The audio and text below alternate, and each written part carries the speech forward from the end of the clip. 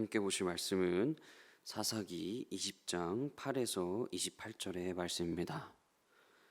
함께 보실 말씀은 구약성경 사사기 20장 8에서 28절의 말씀입니다.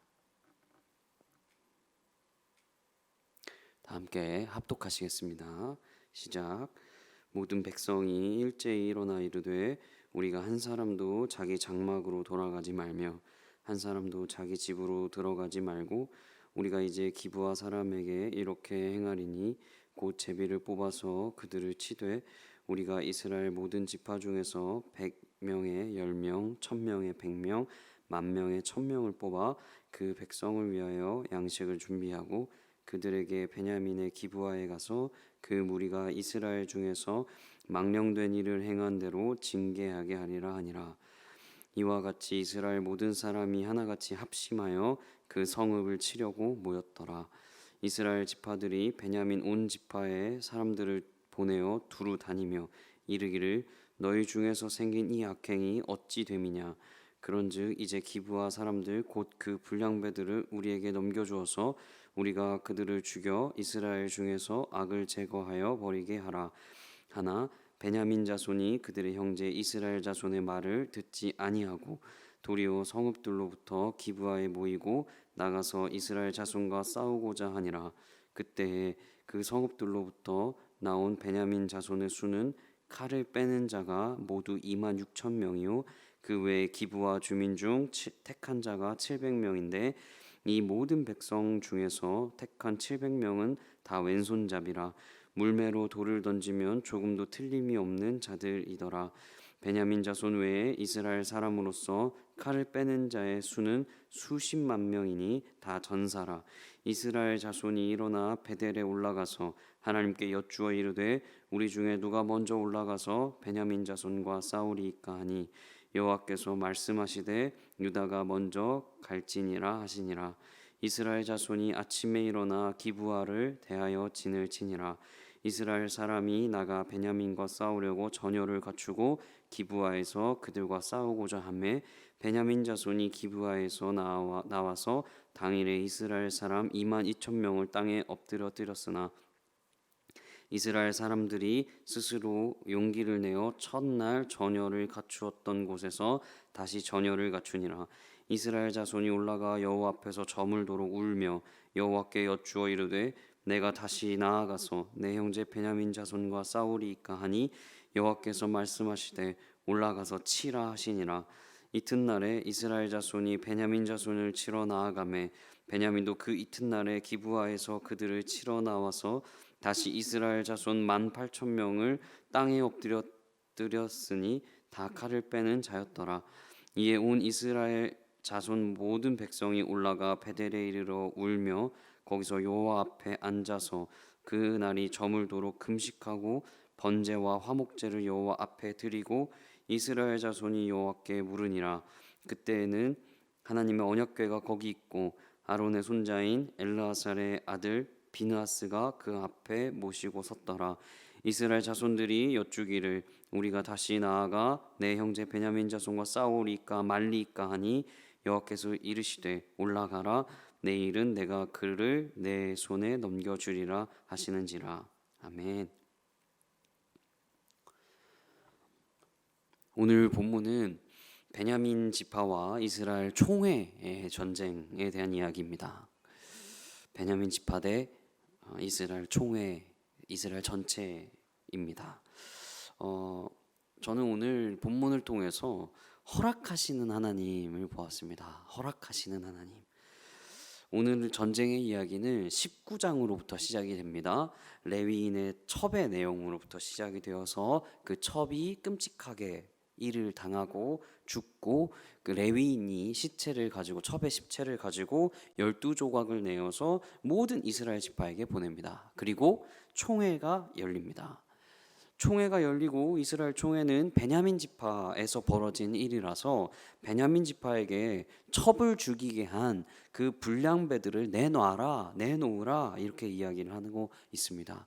그래서 우리가 그들을 죽이겠다라고 이야기를 하는 겁니다. 그런데 베냐민 자손의 반응이 아주 웃긴 지금 상황을 벌어지고 있습니다. 우리 13절을 보면 이렇게 쓰여 있습니다. 그런즉 이제 기브아 사람들 곧 불량배들을 우리에게 넘겨주어서 우리가 그들을 죽여 이스라엘 중에서 악을 제거하여 버리게 하라 하나 베냐민 자손이 그들의 형제 이스라엘 자손의 말을 듣지 아니하고, 이렇게 쓰여 있습니다. 여러분 뭐라고 합니까? 베냐민 자손이 그들의 형제 이스라엘 자손의 말을 듣지 아니하고 라고 이야기합니다. 여러분 같은 동족 안에서 첩이 죽었고 그 죽은 것이 베냐민 지파 속에서 일어났는데도 불구하고 형제 간에 그런 어떤 깨어짐의 모습들을 보여줍니다. 여러분 불량배들을 안 주겠다, 이 이야기를 통해서 오늘 이스라엘 모든 지파 대 베냐민 자손의 싸움, 전쟁이 벌어지게 되는 겁니다. 이스라엘 지파는 40만 명이라는 대군을 거느립니다. 그리고 베냐민은 2만 6천 명 플러스 700명입니다. 근데 베냐민 자손이 믿고 있었던 것이 한 가지입니다. 바로 이 700명의 왼손잡이들입니다. 왼손잡이들이라고 표현된, 성경에 표현된 이 표현은 우리식으로 말하면 아주 정예 요원이라고 볼 수 있습니다. 특공대 같은 아주 정예 요원들, 그 정예 요원 700명을 가지고 있었던 것입니다. 그래서 베냐민 자손이 이스라엘 총회와 싸우려고 했던 것일지도 모릅니다. 그리고 나서 이스라엘 지파와 베냐민 지파의 전쟁이 시작이 됩니다. 첫 전투와 두 번째 전투가 아주 이상합니다. 왜냐하면 40만 명을 거느렸던 이스라엘 모든 그 대군이 아주 처참하게 패배하게 되는 그런 상황입니다. 이유는 간단합니다. 패배한 이유는 하나님이 허락하셨기 때문이었습니다. 첫 번째 전투 때 이스라엘 백성이 이렇게 기도합니다. 우리 18절에 이렇게 쓰여 있습니다. 이스라엘 자손이 일어나 베델에 올라가서 하나님께 여쭈어 이르되 우리 중에 누가 먼저 올라가서 베냐민 자손과 싸우리이까 하니 여호와께서 말씀하시되 유다가 먼저 갈지니라 하시니라. 여러분 이스라엘 백성이 이렇게 기도했습니다. 하나님 누가 먼저 베냐민 족속이랑 싸울까요? 누가 먼저 베냐민이랑 한판 붙을까요? 그러자 하나님이 이렇게 이야기합니다. 유다가 먼저 가라. 네, 허락하신 거죠. 그리고서 전투에서 패배합니다. 아니 기도도 했고 유다가 먼저 가라고도 했으면서 패배합니다. 여러분 두 번째 전투도 볼까요? 두 번째 전투는 이렇게 기도합니다. 23절에 이스라엘 자손이 올라가 여호와 앞에서 저물도록 울며 여호와께 여쭈어 이르되 내가 다시 나아가서 내 형제 베냐민 자손과 싸우리까 하니 여호와께서 말씀하시되 올라가서 치라 하시니라. 여러분 이스라엘 백성이 이번엔 이렇게 물어봅니다. 하나님 다시 베냐민이랑 싸울까요? 라고 하나님에게 물어보는 겁니다. 그러자 하나님이 올라가서 치라 이렇게 허락하십니다. 근데 그러고서는 또 패배합니다. 우리가 생각할 때는 아무 이유가 없는 것 같습니다.